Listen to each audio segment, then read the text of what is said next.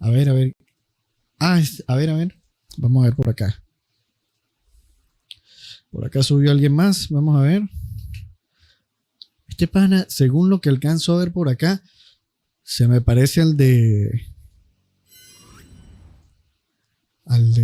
¿cómo estás? ¿Me escuchas? No, no, no, no, no te escucho, no te escucho. Chequé ahí el ¿Qué audio. tal? ¿Cómo están? Buenas noches. Gracias por la oportunidad de dejarme subir. Seguro. ¿Cómo estás? ¿Cómo te llamas? Bueno, mi nombre es Noé, pero en las redes sociales me conocen como Roma. Ok, ¿Roma qué? ¿Roma Eterno? Roma siempre, siempre Roma. Ok, Soy ok. cristiano católico. Excelente. Cuéntame. ¿Qué tal, hermano? Vi ahí el video, me pausé un rato, estaba chequeando algunos videos de la plataforma y Ujú, me llamó la atención tu video que es increíble, quiero hacerme católico. Vi también ujú. la charla que tenías con el hermano que se acaba de retirar. Entonces me pareció interesante subir y pues charlar un rato, ¿no? Sí, De sí, lo que seguro, seguro.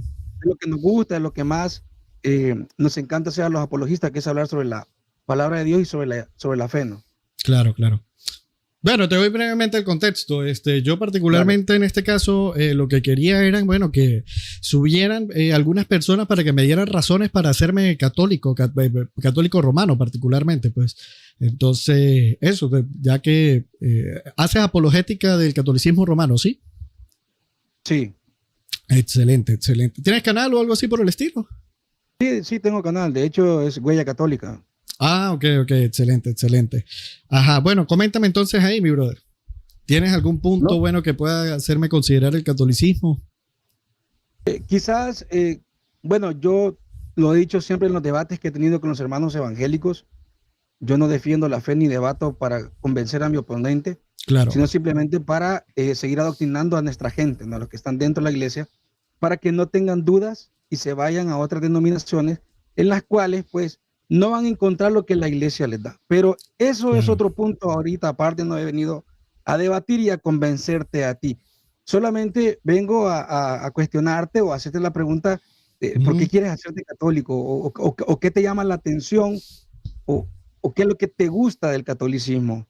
No, a ver, el punto subsiste en que tú sabes que siempre se dice que el protestantismo no es iglesia de Cristo, no tiene sucesión apostólica, etcétera y demás, pero entonces en este caso yo quiero apostatar del protestantismo, entonces particularmente quiero, sí, apostatar del protestantismo, pero también quiero tener razones de peso para poder decir, mira, la iglesia católica romana con el papa a la cabeza, León XIV, sucesor del apóstol Pedro, es la iglesia verdadera, pues, ¿se entiende? Claro, O claro. sea, Sí, como para no dar ese salto de fe así simplemente porque sí, ya, sino tener razones, tener suficiente peso para eso, pues. claro.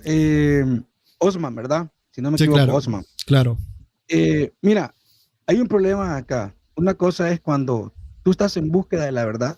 Mm, Yo creo que cuando estamos en búsqueda de la verdad, no necesitamos que alguien nos la venga a exponer, sino claro, que vamos, buscamos, investigamos y claro, llegamos a claro. esa verdad por sí solo, porque te puede pasar el efecto de muchos hermanos protestantes que han abrazado la fe católica, pero regresan al protestantismo. Entonces, ya en ese punto yo creería, como cristiano católico, de Ujú, que mi consejo sano para ti, que si de verdad estás buscando la ujú. verdad completa, no verdades a medias, sino que una verdad completa, pues tú tienes todas las herramientas para encontrar esa verdad. Claro, claro, Primero, claro. las escrituras. Conoce las escrituras. Yo creo que leyendo la escritura, no soy afín de la sola escritura. Tú sabes que el católico no se basa en eso, Claro, pero claro, claro. incluso leyendo la escritura, solo la escritura, tú puedes llegar a la verdad completa. El problema está que con qué Ok. ojos la vas a leer, con qué tipo de mentalidad vas a leer la palabra de Dios. O Yo sea, antes, una sí, dime, dime. una No, pregunta. dale, dale. Discúlpame, ¿cómo es que es tu nombre? Roma, Roma. Me conocen como Roma porque es mi nombre abreviado. Ok, Roma. ok, ok, ok, Roma. ¿Tú estás diciendo entonces que en la escritura podemos encontrar la plenitud de la revelación? No, yo lo que acabo de decirte a ti es que tú que manejas la sola escritura Ujú, como protestante actual, incluso manejando la sola escritura, tú puedes llegar a una ujú. verdad concreta sobre lo que es la fe y la doctrina de Cristo. Ok, Ahora, si tú fueras católico, entonces yo te diría, ojo, no solamente leas la escritura, léete también el magisterio, léete claro, también la tradición y vas a encontrar toda esa verdad completa, pero claro. haciendo hincapié a la doctrina protestante, evangélica, incluso con la sola escritura, es posible llegar a la verdad. ¿Cuál verdad? Que tú buscas, buscas esa respuesta de cuál es la iglesia de Cristo. Sí se puede llegar a esa verdad. Claro. Mira, fíjate que estás diciendo algo sumamente interesante, ¿no? Sí. Tú consideras que la verdad plena está en la Iglesia Católica de Roma, ¿verdad? No hay otra iglesia católica. Pero con el Papa a la cabeza que está en Roma, etcétera, y todo eso. Bien. Pero si yo entonces, entonces, ¿qué razones tendría yo para poderte creer a ti y no al tweet del Papa que dice que ser iglesia sinodal no es decir que la iglesia posee la verdad plena, sino que la iglesia está en búsqueda de la verdad? Pero tú me dices que la iglesia posee la plenitud de la verdad ahí.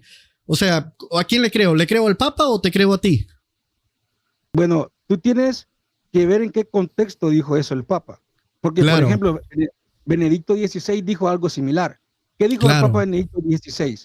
Dijo, nosotros, refiriéndose a los cristianos católicos, no poseemos la verdad, sino que la verdad nos posee a nosotros, y esa verdad es Cristo.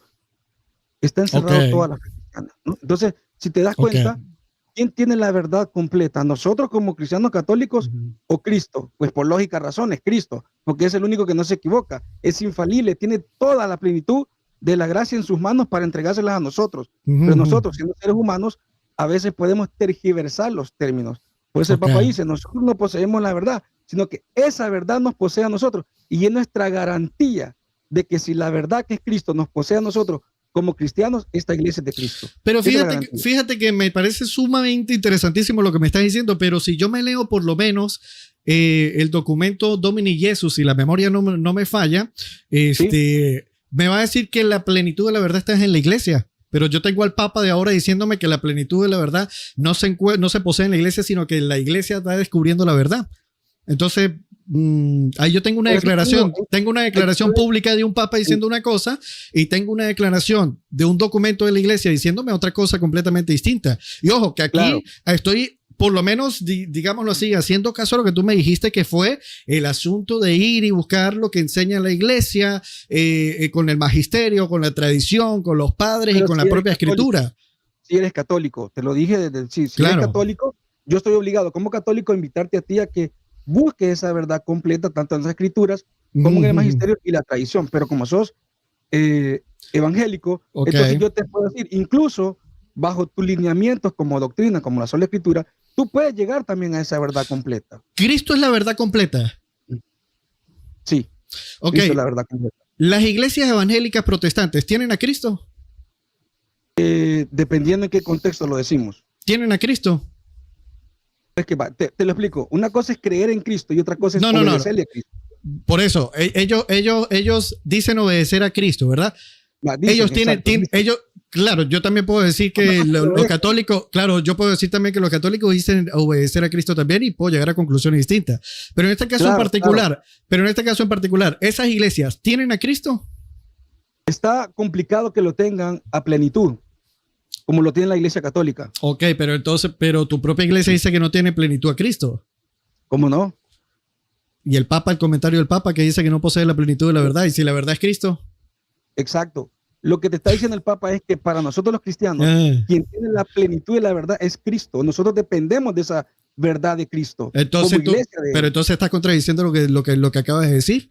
Porque dice que la plenitud de la verdad está en la iglesia, pero tu Papa dice que la plenitud de la verdad no se posee, sino que se descubre, se ubica, ¿se entiende? Por eso ese es el camino de la iglesia sinodal, ¿se entiende? Entonces, ¿qué quiere decir? ¿Qué quiere decir? Que si la verdad es Cristo y tú dices que la verdad plena está en Cristo, yo tengo que preguntarte, ¿los protestantes tienen a Cristo?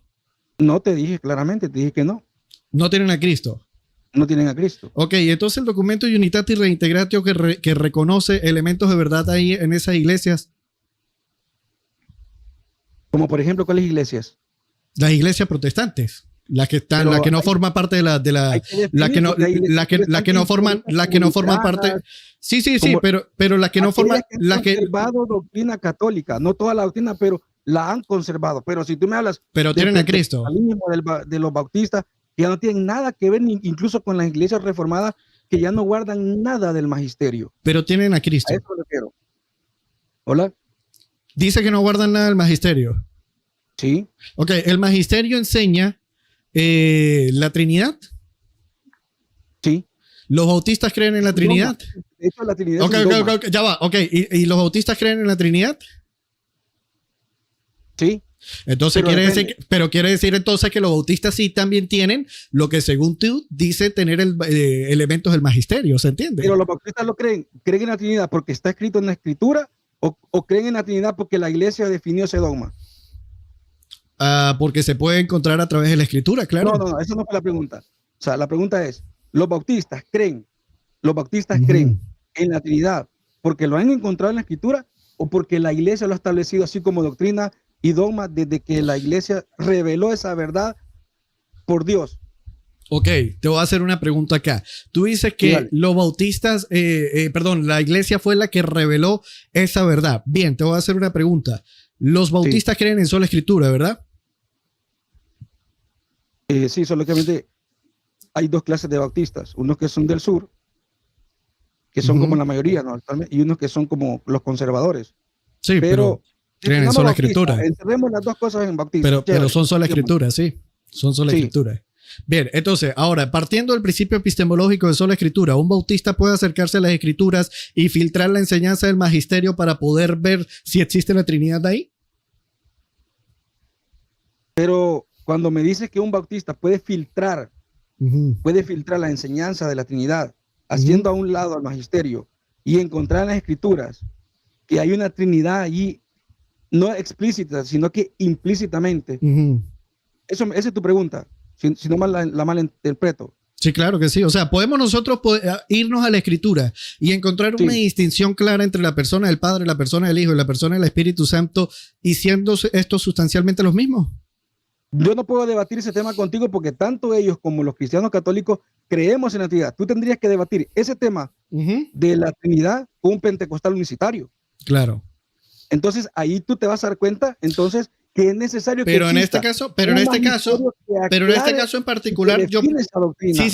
caso en particular yo puedo acercarme con la escritura y darme cuenta, ¿verdad?, que en la escritura existe una distinción clara de tres personas, pero que son sustanciales en sí, ¿verdad? Claro, claro. Entonces ya en este caso yo no necesito estar 100% pegado al magisterio para decir, no, es que lo comienzo a creer porque el magisterio lo hizo. Fue el primero que lo estableció, no fuiste tú. Tú llegaste a esa conclusión actualmente, pero ¿hace cuántos años el magisterio? ¿Pero qué magisterio? ¿Qué magisterio? De la Iglesia Católica. ¿Hace cuántos años la Iglesia definió ese dogma? Ajá, pero es que yo puedo encontrar Trinidad en los primeros cristianos. Pero yo puedo encontrar Trinidad, pero escúchame, yo puedo encontrar Trinidad en los primeros cristianos antes de que se reuniera la iglesia por primera vez para definir eso de manera dogmática. Por algo la estaban atacando, ¿no? Y por algo la iglesia se tuvo Sí, claro. De hecho, irónicamente, ¿quieres que te diga algo? ¿Quieres que te diga algo? ¿Quieres que te diga algo? ¿Tú sabes quiénes eran los que la estaban atacando? Sí, dime. Los que tenían sucesión apostólica y tradición apostólica, supuestamente. Sí, eso eran los que la estaban atacando. Exacto. ¿Por qué? ¿Por qué la atacaban? ¿Por qué la atacaban? Porque tenían la tradición, en este caso abrazaron parte de la tradición de los ebionitas. No solamente por eso. ¿Entonces por qué? Porque estaban dando una mala definición o una mala interpretación bíblica. ¿A razón de qué? ¿A razón de qué? Por ejemplo, ¿A razón de qué? A razón de prácticas que estaban fuera de la iglesia. Exactamente. Entonces quiere decir, quiere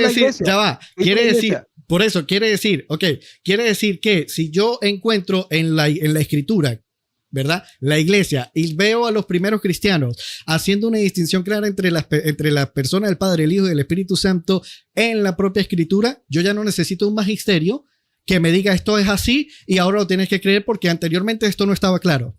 Ya no necesito eso. Si tú mismo me lo acabas de reconocer. Sí, lo que pasa es que tú tienes que definirme también qué es el magisterio. ¿Qué entiendes tú por magisterio? Son maestros que nos enseñan la palabra de Dios. Ajá. Yo puedo estar de acuerdo con eso.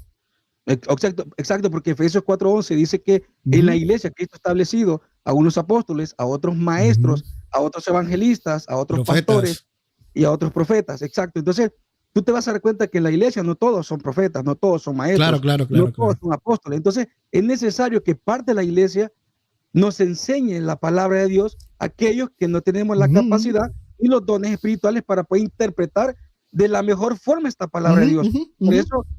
Por ese problema es que han surgido muchas herejías. Porque muchos no han interpretado de la mejor forma la palabra de Dios. ¿Cómo la iglesia entonces ha solventado este problema de las malas interpretaciones bíblicas? Perdón, te escuché un poco muteado ahí lo que dijiste lo último. Escuché interpretaciones bíblicas. Malas interpretaciones bíblicas fue lo que escuché. Ok, ¿cómo la iglesia ha solucionado este problema de aquellas personas que no teniendo un don de interpretación bíblica han malinterpretado la escritura y han surgido herejías a causa de esa mala interpretación bíblica? ¿Cómo la iglesia lo solventó? Obviamente yendo a concilios, claro. Por medio del magisterio. Por eso para nosotros claro. Y ojo, créeme. No, y para mí, como protestante también. Yo no dejo fuera el magisterio. De hecho, solo Biblia. Pero cuando sola escritura ha significado solo Biblia. Por ahí algunos hermanos tuyos andan diciendo eso. Por ejemplo. Hace poco estoy hablando con un pastor pentecostal que se basa en eso, que lo que no está en la escritura para él ya no es válido. Entonces, usted no es solo bíblico, es soloísta bíblico, que es otra cosa. Ajá, exactamente, sí, es soloísta bíblico, sí. Pero quiere que te diga algo, Él, al abrazar ese solipsismo bíblico que tú estás señalando, él está echando por la borda toda la tradición protestante. Claro. Sí, claro. Entonces esa persona, al echar por la borda toda la tradición protestante, estaría por fuera del protestantismo ya en automático. ¿Se entiende? Porque no se puede decir que es protestante si echa por fuera toda la tradición protestante. Ahora, nosotros como protestantes, y justamente hoy estaba precisamente repasando este buen libro católico pero no romano, pues habla Andrés Messmer. Habla sobre precisamente cómo históricamente los reformadores siempre de alguna u otra manera, ¿verdad?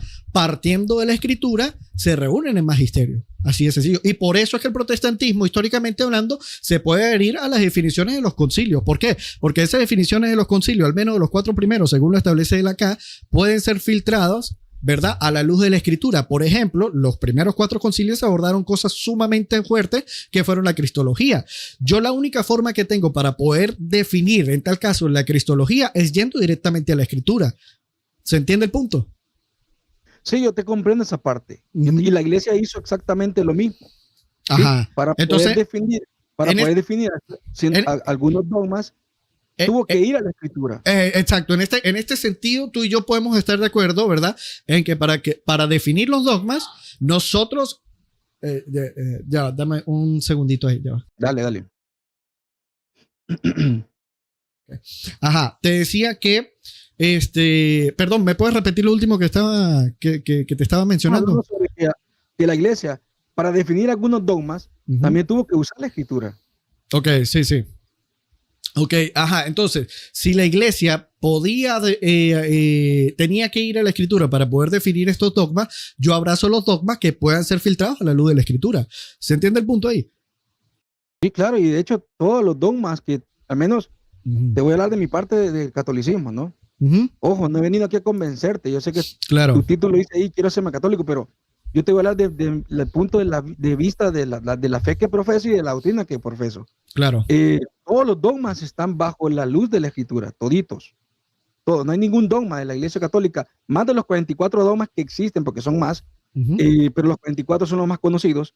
Todos esos están bajo la luz de la escritura. Pero recordate que escritura no solamente le podemos llamar a lo que está escrito en un libro, sino que se le llama a lo que es la palabra de Dios. Y la palabra de Dios no es un libro, sino que es una persona. Y esa persona es Cristo. Y ese Cristo sigue actuando dentro de la iglesia. Y por eso hay un magisterio.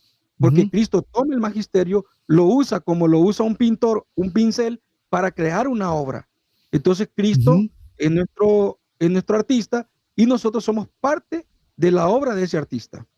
Claro. Por ejemplo, ¿dónde estaría en tal caso las palabras de Cristo, verdad? Para yo poder decir, estas son palabras de Cristo. Sí. ¿Dónde las ubicaría yo? En el magisterio. ¿Las palabras de Cristo las ubicaría en el magisterio? Sí. ¿Y por qué no en la escritura? porque también es parte, por eso te decía yo, te lo Claro, hablo del claro, punto católico. Para claro, mí, la escritura es palabra de Dios. claro. El magisterio es palabra de Dios. La tradición la tradición apostólica Ujú, también es palabra de Dios. Entonces, ujú, para ujú. mí, los tres pilares es Cristo hablando, no solamente en un libro, sino que Claro. también habla por medio de las personas directamente, que en este caso son los apóstoles. Ujú. Ok, entonces yo tendría que hacerte la siguiente pregunta a ti. Si tú me Sí, dices a dale. mí si tú me dices a mí que el magisterio de alguna u otra manera está hablando a través de Cristo, entonces explícame este asunto. En el Concilio de Florencia, ¿verdad? Yo encuentro cómo se anatemizan a los judíos y a los musulmanes. En el Concilio Vaticano II, yo encuentro que los musulmanes y judíos tienen designio de salvación también. Entonces tenemos a Cristo contradiciéndose en el magisterio. No, Claro que sí. no, Sí, sí, porque sí, sí, sí, sí. tendríamos que ir a leer las dos partes para que tú Ajá. descubras por qué en un concilio Ujú, se dice tal cosa y en ujú, otro concilio se dice otra cosa, ujú, pero ujú. no se está contraponiendo. Por Igual ejemplo, que la escritura no se contrapone, no, no, ¿sí? por No se supuesto, la puede. escritura no se Por contradice, ejemplo, ¿no? cuando Cristo dice, nadie sabe el día ni la hora, ni los Ujú, ángeles, ni yo, solo mi Padre. ¿Acaso Cristo se estaba contraponiendo a su deidad? No, Cristo está diciendo la verdad. ¿Cuál es la ujú, verdad de ujú, Cristo ahí? Que Él es Dios y que tiene secretos, y que esos secretos ujú, que son ujú. de Dios, no es necesario que los conozca todo el mundo. Ok, ¿Sí? pero entonces, Entonces, cómo Cristo, no, o sea, eso no resuelve todavía la problemática de cómo Cristo, hablando a través del magisterio, un día me condena a los musulmanes y a los judíos y al otro día me dice que tienen salvación. por eso te digo, es necesario ir a leer el documento y ver en qué contexto la iglesia dice cada cosa de eso. No En qué vamos a dejar contexto lo dice lo del escapar concilio de detalles. Florencia? Perdón, ¿En qué contexto dice lo del concilio de Florencia? tendría que irlo a leer, hermano. Ok. Ahorita no tengo aquí el Concilio de Florencia. En este caso en Tendría que particular, ir a leer todo el Désinger porque lo tengo guardado. O sea, bueno, no lo tengo aquí a la mano el Désinger. técnicamente el concilio de Florencia los anatemiza a grandes rasgos desde un punto de vista histórico, es porque los musulmanes estaban creciendo como arroz. Ok. Y los judíos estaban causándole ya estrago a todo esto. De hecho, se dieron grandes debates y precisamente en ese contexto, si la memoria no me falla, es donde surge el famoso Mateo hebreo de Shem Tov. Shem Tov era un rabino judío que tradujo el Mateo, el Evangelio de Mateo al hebreo, precisamente para debatir con los católicos. Pero entonces en este caso en particular, tengo ese contexto, tengo una iglesia que Cristo habla a través del magisterio de esa iglesia y me dicen que hoy los musulmanes y los judíos están condenados, pero 600 años más adelante me dice que están siendo salvados, que ellos tienen también designio de salvación. Entonces ahí yo tengo a Cristo diciendo una cosa, contraponiendo, o sea, Cristo contra Cristo, según tus propias palabras, y Cristo habla a través del magisterio. Por eso te decía yo, hay que ver en qué contexto la iglesia lo establece. Bueno, pero Porque ahí te acabo de dar el contexto. ¿tú crees que cuando la iglesia dijo eso en el concilio de Florencia y luego lo dice 600 años más adelante, no Uh-huh. van a saber que dijo eso la iglesia hace 600 años? Yo no creo que Sí, la iglesia, yo no creo que la iglesia no lo sepa. sí, sí, sí, no, no, no, de que lo saben, lo saben. Sí, sí, sí. Entonces, la iglesia es sabia y no creo que vaya a decir, bueno, dijimos esto en el concilio de Florencia hace Uh-huh. 600 años, pero hoy podemos decir esta otra cosa, aunque se contraponga con lo que dijimos hace 600 años. La iglesia no va a actuar de esa forma. O sea que Es Cristo, imposible que la iglesia actúe de esa forma. según lo que tú estás planteando es que Cristo se está contradiciendo a sí mismo. No, por eso te digo, la iglesia no puede decir una cosa aquí y otra cosa distinta porque no se puede contradecir. Ah, exactamente. ¿Cuál sería el No se contexto puede uno y lo contradecir. otro? Ahí viene el punto, pues. Habría que leerlo, lo que te decía yo, habría que leerlo. Yo con gusto lo leo, pero ahorita no lo tengo en Claro, mano. claro. Bueno, te voy a Sí, colocar otro ejemplo. El canon 6 del dale, concilio dale, dale. el canon 6 del concilio de Nicea, ¿verdad? Estableció los límites de la jurisdicción de cada patriarca, el de Roma, el de Constantinopla no, el de Roma, el de Alejandría, el de Antioquía, etcétera, ¿verdad? Pero luego tenemos en el Concilio Vaticano I, recordemos que Cristo habló a través de ese magisterio y por eso ese magisterio definió un canon, ¿verdad? Pero luego en Sí. el Concilio Vaticano I tengo la Constitución Dogmática Pastor Eterno que me dice que el obispo de Roma siempre tuvo la primacía jurisdiccional. Pero yo leo el canon 6 y me dice que no, que el obispo de Roma no tuvo la primacía jurisdiccional, que el obispo de Roma tuvo lugar en su jurisdicción y ya. En ese caso en particular, tengo otra contradicción ahí. No, no hay contradicción ahí. ¿Ah, no? No hay contradicción. ¿Por qué? Porque tendría que ir a leer yo el canon para establecerte por qué se dijo esto aquí y por qué se dijo lo otro allá. Okay. Pero estoy seguro que no hay una contradicción. Vuelvo y te repito, ¿Tú sabes por qué? Sabe, la iglesia no te va a, o sea, no se va, ¿cómo te digo? A reinventar claro. o a decir cosas que ella ya estableció anteriormente y luego la va a cambiar. La iglesia no actúa de esa forma. De hecho, te voy a decir una cosa. ¿Tú quieres saber por qué la iglesia definió la Constitución Dogmática Pastor Eterno como la supremacía jurisdiccional del obispo de Roma históricamente hablando? Sí, dale. Porque ellos tenían una serie de documentos espurios que les permitía hacer eso. Ejemplo, las cartas pseudo-isidorianas, el Satis Cognitio, y también habían manipulado el canon 6 del Concilio de Nicea. Bueno, eso ya es un agregado que ustedes están dando, pero hasta donde yo he leído, se puede eso probar. lo desconozco totalmente, ¿verdad? ¿Perdón? Hasta donde yo he leído, eso nunca lo he visto dentro de la historia de la iglesia. ¿La carta pseudo-isidoriana nunca lo has visto dentro de la iglesia? ¿El Satis Cognitio no? No, nunca lo he visto dentro de la iglesia. Bueno, de hecho, irónicamente, hoy tu propia iglesia ni siquiera utiliza el Satis Cognitio porque precisamente con el avance del modernismo y todo eso se pudo hacer un análisis crítico y se dieron cuenta de que eso eran documentos espurios. ¿Hace cuánto fue eso dentro de la iglesia católica? Hace 100 y pico de años aproximadamente. Para acá, que dejaron de años. Sí, que lo dejaron de utilizar, sí. ¿Estás seguro? Sí. La Constitución Dogmática Pastor Eterno la definieron en 1870. Todavía no se había descubierto eso. ¿Por qué se definió? Porque todavía no se había expuesto el fraude de los documentos. O sea, que tú me estás basando una verdad de un documento, lo basas en un supuesto que se encontraron otros documentos que no existían. De hecho, tu iglesia está definiendo un dogma en unos documentos espurios históricos. O lo está justificando, mejor dicho. ¿Cómo puedes avalar eso? Si yo que soy católico y no lo conozco esa parte, mira que estoy al día con los documentos que la iglesia lanza, y cuando te digo al día, estoy al día desde que yo tengo uso de razón y leo libros, ¿no? Entonces, me causa cierta sospecha que algunas cosas mira, te voy a colocar un ejemplo. Nada más con la manipulación del canon 6 del Concilio de Nicea. En la manipulación del canon 6 del Concilio de Nicea, hoy en día se puede encontrar, por lo menos hay un estudio bastante bueno de la erudita que es católica romana, dicho sea de paso, Silvia Acerbi. Puedes leerte su libro El primado del obispo de Roma y ahí precisamente te va a exponer todo eso. Te va a exponer cómo la sede de Roma manipuló el canon 6 del Concilio de Nicea de su traducción griega al latín, porque la manipulación fue cuando lo tradujeron al latín. Cuando tú me dices erudita católica, ¿te refieres a alguien que la iglesia ha denominado como doctor de la iglesia o simplemente es un escritor católico o católica? Da igual lo que sea. No da igual, porque un escritor católico puede decir cualquier cosa, pero eso no me da a mí la satisfacción de que eso sea parte de la doctrina o sea parte del magisterio. No, es que no necesariamente. De hecho, precisamente ese tipo de reconocimiento lo que hace es exponer que ese magisterio que supuestamente dice hablar por parte de Cristo, lo que hizo fue manipular documentos para exponer su supremacía. Pero me lo está diciendo alguien que no pertenece al magisterio. Pero eso no tiene nada que ver. Alguien que pertenezca al magisterio y me diga que el magisterio se ha vuelto corrupto y esa persona ha estado dentro del magisterio, yo sí le puedo creer, pero alguien fuera, un simple laico, yo puedo escribir 400 libros al día de mañana en contra de la iglesia católica, eso no me hace un erudito. O sea que tú en este momento estarías siendo fideísta. ¿A qué te refieres con eso?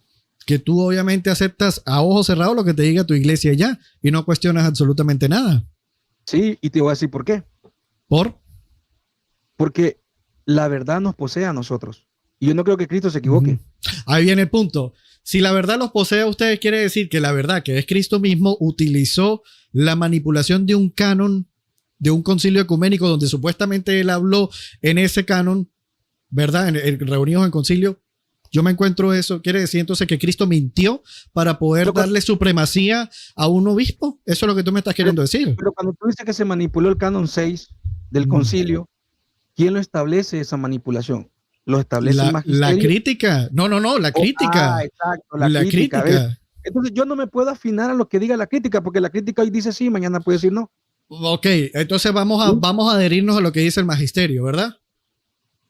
Claro, que es lo que me interesa a mí como cristiano católico. Si yo me diera el magisterio de Antioquía, si yo me diera el magisterio de... Ya va, una pregunta puntual. Si yo me diera el magisterio de Antioquía, que me dice que el obispo de Roma no tenía esa supremacía, o sea, ¿tengo razones para adherirme a ellos? Ellos tienen su magisterio. Exacto, pero ¿en qué contexto lo está diciendo? Pues tendríamos que leerlo, hermano. Pues en el contexto de que la iglesia de Roma no tenía la supremacía. Yo te prometo tenerte una respuesta a esa pregunta si yo voy, leo y subo mañana nuevamente y lo compartimos. Bueno, vamos a hacer algo. Yo te invito a que puedas precisamente buscar un poquito de información con respecto a eso y lo podemos dialogar para que precisamente tengamos un poquito más de contexto, porque hasta entonces veo que obviamente te respeto tu opinión ahí, sí, tú te adhieres a lo que enseña el magisterio, todo bien, todo cool, todo chévere, pero cuando yo cuestiono con ciertas pruebas, con ciertos datos, tú los desconoces, entonces ahí necesito que tú los tengas, o sea, que los estudies, pues, que tengas un conocimiento de ellos. Exacto. Ahora, tú mencionaste al principio que también tenías un magisterio protestante, ¿verdad? Sí, claro. Y dijiste que también, pero ¿a cuál de todos te adherís? En este caso, yo como bautista me puedo adherir al magisterio bautista. Y si los reformadores tienen la verdad, porque ellos dicen también tener la verdad como parte de la iglesia reformada, parte de la iglesia, digamos así, iglesias primitivas después de la división de Lutero con la iglesia católica. De hecho, te dije que algunas confesiones protestantes tradicionales que han conservado la doctrina católica, la iglesia las reconoce como comunidades eclesiásticas. Ahora bien, te pregunto, ¿el magisterio protestante puede estar dividido como actualmente está? Como está el mismo magisterio de la Iglesia Católica Romana. Pero el magisterio de la Iglesia Católica Romana no está dividido. ¿Ah, no? Dime en qué parte está dividido el magisterio de la Iglesia Católica Romana. Los tradicionalistas, los progresistas, los conservadores, etcétera, etcétera, están hiper divididos. ¿Perdón?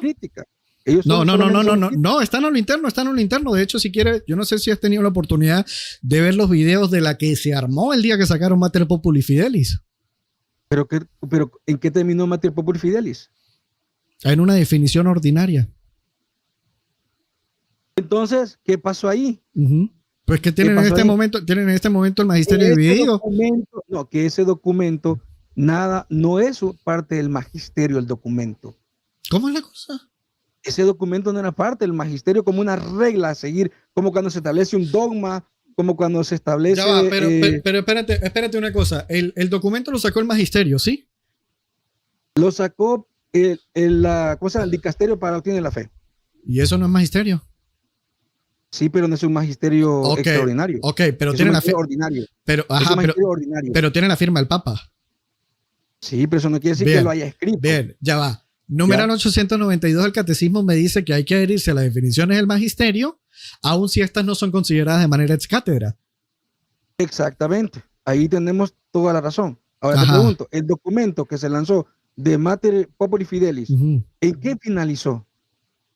En este momento en que María no es corredentora. No, en este momento dice que sí podemos llamar a María corredentora. ¿Y cuál es el documento oficial que dice que pueden llamar a María corredentora? El mismo documento de Mater Populi Fidelis. ¿Dónde lo dice? Lo dice claramente desde la introducción. ¿Qué dice? Si tú vas y lo lees, yo lástima que déjame. O sea que tienes una contradicción en el documento, porque el documento te dice que siempre es inoportuno llamar a María corredentora. Siempre es inoportuno llamar a María corredentora cuando no tenés el concepto. Ok. El concepto claro de qué forma María es corredentora, porque yo como, digamos, un ejemplo, yo como protestante puedo decir que cuando decimos que María es corredentora le estamos poniendo al mismo nivel de Cristo. Entonces allí no es un concepto válido. ¿Y quién tiene ese concepto? Como cristiano católico, yo puedo decir que María es corredentora porque colaboró con el plan de la salvación, pero no nos salvó. Claro, pero si tú dices que María colaboró con el plan de salvación, los apóstoles también, y tienes que hacerme corredentor también en ese sentido a los apóstoles. Siguiendo esa lógica. Tú no eres madre de Jesús, ni los apóstoles eran madre de Jesús. Eso no tiene nada que ver. Claro que sí. Y tiene todo que ver. María es corredentora por cuanto colaboró en el plan de salvación. Sí. ¿Los apóstoles colaboraron en el plan de salvación con la predicación apostólica? Sí, pero no trajeron a Jesús. Entonces son corredentores. Da no igual. son corredentores. Pero da igual, da igual. No, no es que da igual. O sea, Da igual. en el concepto. Da igual. Pero es que escúchame, el asunto de la corredención no va en cuanto a que María llevaba en su vientre el Redentor, sino era en cuanto a colaboró al plan de salvación. Exactamente, por ese tipo de conceptos que tú me estás dando, el documento dice que no siempre es inoportuno. Depende en qué momento, porque si yo ahorita estuviera en una charla en la parroquia junto contigo y tú sales con eso, entonces vamos a generar confusión en el pueblo, ¿ya? Por eso no siempre es inoportuno. Depende de qué forma lo estés viendo. ¿Cuándo no siempre es inoportuno el documento? Cuando se está tomando del lado evangélico, del lado protestante. No siempre va a ser María, no siempre va a ser inoportuno porque le van a dar otro concepto a lo que es el título de María Corredentora. O sea, que la corredención no implica la corredención, pues. Bien. ¿Hola? O sea, que la corredención no significa corredención. Claro que sí, que significa corredención. Pero entonces, si María... Tú me acabas de decir que para ti corredentor no solamente María, sino que los apóstoles. Vamos a definir corredención. Corredención implica, ¿verdad? Vamos a definir redención. Redención implica, ¿verdad? Aquella obra que realizó el Señor Jesucristo en la cruz, ¿verdad? Para redimirnos a todos nosotros. Esa es la redención que se nos da a nosotros a través de esa obra. ¿Verdad? Bien. Si María es es decir, junto, ¿verdad? O participa en, eso es lo que implica el vocablo co, que colabora con esa. Ok, entonces en ese sentido, si María colaboró con la redención, entonces tú me tienes que decir que los apóstoles colaboraron con la redención y en este sentido ellos son corredentores también. No, porque en el sentido de que se le llama corredentora María es desde el momento del anuncio del ángel. A ese momento se le llama. Pero da igual. Que María es corredentora. María es corredentora porque si tú fijas. Pero es que la corredención va en pro de que participó en el plan colaboró en el plan de salvación, ¿verdad? Colabora en el plan, exactamente. Ya está, los apóstoles también colaboraron. Sí, pero los apóstoles colaboraron en el plan de la salvación cuando ya Cristo estaba presente y reciben la doctrina de Cristo. ¿Importa un cacahuate? ¿Participaron? No, claro que no. O sea, no es que nos importe un cacahuate, te fuiste de pantalla. No. No, mira, no es que nos importe un cacahuate, como tú acabas de decir, sino que míralo de esta forma. Cuando María recibe el anuncio del ángel, la cristiandad era totalmente desconocida, nadie conocía a Cristo. ¿Por qué? Porque Cristo todavía no se había hecho presente al mundo. Pero aún así María cree en la palabra que el ángel le está transmitiendo y por eso dice, hágase de mí según tu palabra. Claro. ¿Ya? En cambio, si tú ves a los apóstoles, hay unos que creían en Jesús, otros que dudaban de Jesús. Entonces, allí el trabajo de Jesús era primero convencer a sus apóstoles que él es el Hijo de Dios, ¿verdad? En cambio a Pedro, que se le fue revelado, pero los demás dudaban de que Cristo era el Hijo de Dios. ¿Cuándo descubrieron que era el Hijo de Dios totalmente? Cuando lo ven resucitado. Incluso Tomás, viendo resucitado a Cristo, no creía que Cristo era el Salvador hasta que le mete el dedo en su llaga. Ahora te pregunto, ¿María tuvo todas esas dudas desde que el ángel le anunció que iba a ser la madre del Hijo de Dios? No, era una mujer firme en lo que hacía, con convicción plena, creía totalmente en lo que Dios le estaba prometiendo. Por eso es que la iglesia pone en esta postura a María como colaboradora o como corredentora. Pero es que tú estás haciendo la fe de María Roma, es una fe ejemplar. Roma, pero en este caso en particular tú lo que estás haciendo es una distinción cronológica, no semántica. Claro que sí. No es cronológica. Claro que sí, porque tú me estás indicando un tiempo, y un momento en el que María creyó aparentemente y un tiempo en que los apóstoles creyeron. Pero la distinción se hace cronológica, no semántica. No, si María colaboró y los apóstoles colaboraron, entonces los apóstoles son corredentores. Así es sencillo. No son corredentores. Claro que sí. Claro que sí. ¿De qué forma recibieron el evangelio los apóstoles? Del mismo Cristo, directamente del mismo Cristo. Sí. El Cristo que estaba haciendo milagros, el Cristo que perdonaba pecados, el Cristo que resucitaba muertos, el Cristo que multiplicaba los panes. Sigues haciendo una distinción cronológica. Pero María pasó por todo ese proceso. Pero sigues haciendo una distinción cronológica. Pero dime, una cosa es creer por lo que ves y otra cosa es creer por convicción. O sea que María se salvó por sola fide.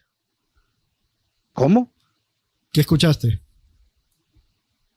¿Que María se salvó por qué me dijiste? Por sola fide. No, porque esa doctrina no No es de cristiano, esa deducción no es de Es literalmente lo que acabas de afirmar tú sin darte cuenta, cristiano. pero No, bueno. no, Sí, no, claro no. que sí. Claro que no. No, y en este sentido, obviamente, tú tendrías que hacer a José Corredentor también. ¿Por qué? José creyó también antes de nacer Jesús, Pero a la primera ya se había ido pero a él se le apareció un ángel también. No, en un sueño. pero se le Que es apareció. distinto, Ah, bueno, pero en un sueño. pero se le apareció. O sea, da igual Sí, si le claro, apareció pero de fue un manera sueño, material o Pablo. en un sueño. O sea, Pero, se le apareció. dime, solo un detalle, hermano. Ah, Hay alguien ahí en el monitor que está haciendo muecas, no sé, te está preguntando si lo vas a dejar entrar o no. ¿Quién es él? No sé, la verdad no sé. Ya va. Aquí en el monitor lo estoy viendo y te está haciendo señales de que lo vas a Mira, dejar entrar. vamos a hacer algo. Si quieres, vamos cortando Dime. tú y yo y nos organizamos otro diálogo ahí para esta Perfecto. próxima semana Dígame. y le damos play ahí. Entonces, para darle chance aquí Le al damos, por brother. favor. Pues. Claro que sí. Dale, pues. Un bro. gusto, ¿viste? Dios te Dale. bendiga, cuídate. Te envío un abrazo. Bueno, Feliz estamos. año, Roma. Gracias, igual, hermano. Bendiciones. Feliz año para Vale, ustedes. vale, Bueno. vale. Bien, vamos a darle chance por acá a otra persona que esté